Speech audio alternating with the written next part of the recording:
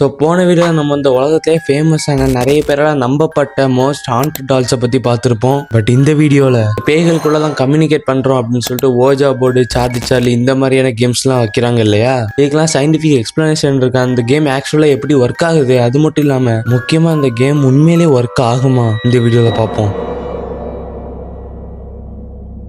1890 யூஎஸ்ல உள்ள Elijah bond அப்படின்ற இடத்துல தான் இந்த ஓஜா போர்டை இன்ட்ரோடியூஸ் பண்றாங்க. சார்லஸ் கென்னட் அப்படின்ற பிசினஸ் மேனை வச்சு இதை ரிலீஸ் பண்ணதுனால இது அந்த ஊருக்குள்ள ரொம்ப ஃபேமஸ் ஆகுது. பட் வேர்ல்டு லெவல்ல கிடையாது. அட் ஒன்ஸ் 19th செஞ்சுரியில இந்த பேய்கள் கூட கம்யூனிகேட் பண்ற மாதிரியான முயற்சி அதிகமா இருந்ததுனால அது அப்போ பாப்புலரா இருந்தது. ஏன்னா 19th செஞ்சுரியில தான் அந்த ஸ்பிரிச்சுவலிஸ்ட் மூவ்மெண்ட் சொல்லுவாங்கல்ல, பேய்கள் கூட எப்படியாவது கம்யூனிகேட் பண்ணிடலாம் நிறைய பேர் ஏங்கிட்டு இருந்தாங்க. அது மேல உள்ள ஆர்வத்துல எல்லாரும் இப்படி ஏங்கிட்டு இருக்க போதான் இவங்க கண்ணில் ஓஜா போர்ட் மாட்டுது. அண்ட் அதை மொத்தமா ஃபேமஸ் ஆக்குறாங்க. ஏன்னா இந்த ஓஜா போர்ட்ல அது கூட கம்யூனிகேட் பண்றது மட்டும் இல்லாம அதோட பேரை தேட்டு தெரிஞ்சுக்கலாம், லெட்டர்ஸ் மூலமா அதை நம்மளை கம்யூனிகேட் பண்ணும் அப்படின்ற கான்செப்ட் எல்லாருக்குமே புதுசா இருந்தது, ஷாக்கிங்கா இருந்தது, எல்லாருக்கும் பிடிக்கவும் ஆரம்பிச்சது. எல்லாருக்கும் தெரிஞ்சிருக்கும் ஓஜா போர்ட்ல A to Z எல்லா லெட்டர்ஸும் இருக்கும், 0 to 9 வரைக்கும் நம்பர்ஸும் இருக்கும், அண்ட் எஸ் ஆர் நோ அப்படின்ற option and good bye end ஆகிறதுக்கு இருக்கும். ஐ மீன் குட் பையை வச்சு நம்மளால அந்த கேமை எண்ட் பண்ண முடியும். ஆனால் அந்த எல்லாத்தையுமே பாயிண்ட் அவுட் பண்றதுக்காண்டி நம்மள்ட்ட ஒரு பாயிண்டர் கொடுத்துருப்பாங்க, அதை பிளான்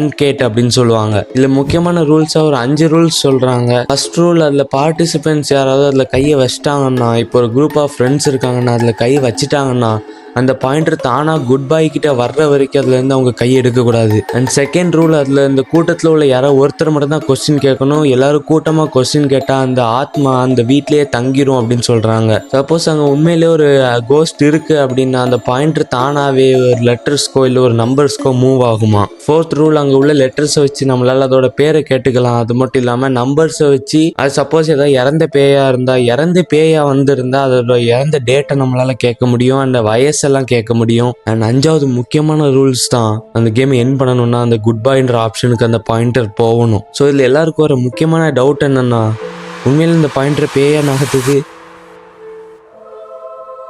இதை கம்ப்ளீட்டா பேய் தான் நகர்த்துது அப்படின்றத நம்மளால தெளிவா சொல்ல முடியாது. பட் இந்த பினாமினான ஐடியோமீட்டர் எஃபெக்ட் அப்படின்னு சொல்லுவாங்க. ஃபார் எக்ஸாம்பிள், இப்போ ஒரு குரூப் ஆஃப் ஃப்ரெண்ட்ஸ் அந்த ஓஜா போர்டை விளாண்டுட்டு இருக்க போது அதுல ஏதோ ஒரு பர்டிகுலர் பர்சனுக்கு வந்து இந்த ஒரு ஃபியர் இருக்கும் இல்லையா, பேய் வந்துருமோ அப்படின்ற மாதிரி. அண்ட் அது வந்தா உண்மையிலே நகர்த்திரும் அப்படின்னு சொல்லிட்டு ஒரு எக்ஸ்பெக்டேஷன் இருக்கும். அது இங்க நகர்த்தினா நல்லா இருக்கும் அப்படின்னு சொல்லிட்டு ஒரு சஜஷனுமே இருக்கும். இது எல்லாமே நம்ம பிரெயின்ல இருக்க போது நம்ம கையில அன்கான்சியஸ் மசில் மூவ்மெண்ட் அப்படின்ற ஒரு விஷயம் நடக்கும். அதாவது நம்ம எக்ஸ்பெக்டேஷன்லாம் மூளை வாங்கி நம்ம அதை நவுத்தக்கூடாது, நம்ம மனசு இருக்கிறதுனால அது மூளை இந்த கையை மட்டும் தானாவே நகர்த்தும். ஐ மீன் சிம்பிளா சொல்லணும்னா அந்த நம்ம கை நகர்றது நம்மளுக்கே தெரியாது, அது உண்மையிலே யாரோ நகர்த்துறாங்க அப்படின்னு நம்ம நினைச்சிருவோம். ஸோ சயின்ஸ் இப்படி ஒரு எக்ஸ்பிளனேஷன் கொடுத்தாலுமே அந்த ஓஜா போர்ட் விளையாண்டுட்டு இருக்க போது திடீர்னு பொசஸ் ஆவாங்க பாத்தீங்களா, திடீர்னு மூக்குல இருந்து ரத்தமா வரும், திடீர்னு பேய் மாதிரியே நடந்துக்குவாங்க. அதுக்கெல்லாம் வந்து எனக்கு கம்ப்ளீட்டா எக்ஸ்பிளனேஷன் இல்லை. பட் தெரிஞ்சா நான் அடுத்த வீடியோல அதை சொல்றேன்.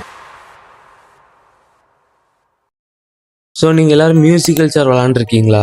ஐ மீன் 3am மியூசிக்கல் சேர் விளாண்டுருக்கீங்களா? 2010 தான் இது ஃபேமஸ் ஆகுது. யூடியூப் அண்ட் அதர் சோஷியல் மீடியாஸ்ல தான் இது வந்து ஒரு சேலஞ்சாகவே பண்ணிக்கிட்டு வந்தாங்க. 3am சேலஞ்ச் வீடியோஸ் அப்படின்னு டைப் பண்ணிங்கன்னா நிறைய வீடியோ வரும். ஸோ மியூசிக்கல் சேர் எப்படி சின்ன குழந்தைங்கள்லாம் பகல் நேரத்தில் விளாடுவாங்களோ அது அப்படி 3amக்கு கொண்டு போய் விளாண்டா அது 3am மியூசிக்கல் சேர். ஸோ இந்த மியூசிக்கல் சேரோட ரூல்ஸ் படி காலையில் 3 மணிக்கு எந்திச்சு ஒரு டார்க்கான ரூம்ல எல்லா விண்டோஸ் எல்லா டோர்ஸையுமே அடைச்சிட்டு அந்த எந்த லைட்டுமே உள்ள இருக்க கூடாது, அதுல வெறும் கேண்டில் லைட் மட்டும்தான் இருக்கணும். அதுவும் நம்ம விளையாட போது மட்டும்தான். ஆனா இந்த மியூசிக்கல் சேர் விளையாட போது அதுல ஒரு மியூசிக்கை பிளே பண்ணுவாங்க. அது மியூசிக்கா சாங்கான்னு தெரியல, அந்த நேம் தெரிஞ்சா கீழே போடுறேன். அண்ட் அதுல ஒருத்தர் மட்டும்தான் விளையாடணும், 2 சேர் யூஸ் பண்ணணும். அந்த மியூசிக்கை பிளே பண்ணிட்டு நம்ம சுத்தி சுத்தி நடந்து வந்துட்டு இருக்க போது அந்த மியூசிக்கை டக்குன்னு நம்ம ஆஃப் பண்ணிட்டு வேகமா போய் அந்த 2 சேர்ல ஒரு சேர்ல போய் நம்ம உட்கார்ந்துடணும். இது எல்லாருக்கும் தெரிஞ்சது தானே அப்படின்னு நினைச்சீங்கன்னா, நம்ம அப்படி உட்கார போது சப்போஸ் நம்ம ஒரு ஸ்பிரிட் கூட கனெக்ட் ஆயிட்டோம், ஒரு ஸ்பிரிட் நம்ம கூட விளையாடுது அப்படின்னா அந்த சேர் தானாவே நகரும். இப்போ ஒருத்தர் வேகமா வந்து அந்த சேர்ல பரபரன்னு உட்கார்ந்தாங்கன்னா அந்த சேர் மாதிரி ஒரு செகண்ட்ல லைட்டா நகரும் பாத்தீங்களா, அந்த மாதிரி நகரும். அப்போ நீங்க புரிஞ்சுக்கணும், உங்க கூட ஒரு இன்விசிபிள் ஸ்பிரிட் விளாண்டுட்டு இருக்கு, ஒரு invisible entity, super natural entity உங்க கூட விளையாடுது அப்படின்னு.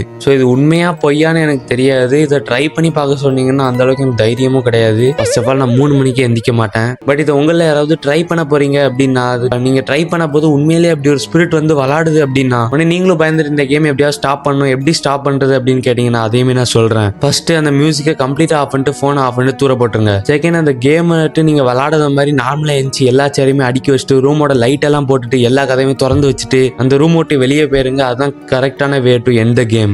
ஸோ இந்த 2 கேம்ல எது உண்மையா இருக்குன்னு உங்களுக்கு தோணுது, எது இன்ட்ரெஸ்டிங்கா இருக்குன்னு உங்களுக்கு தோணுது அப்படின்றத கமெண்ட்ல சொல்லுங்க. உங்களை அடுத்த வீடியோவில் சந்திக்கிறேன்.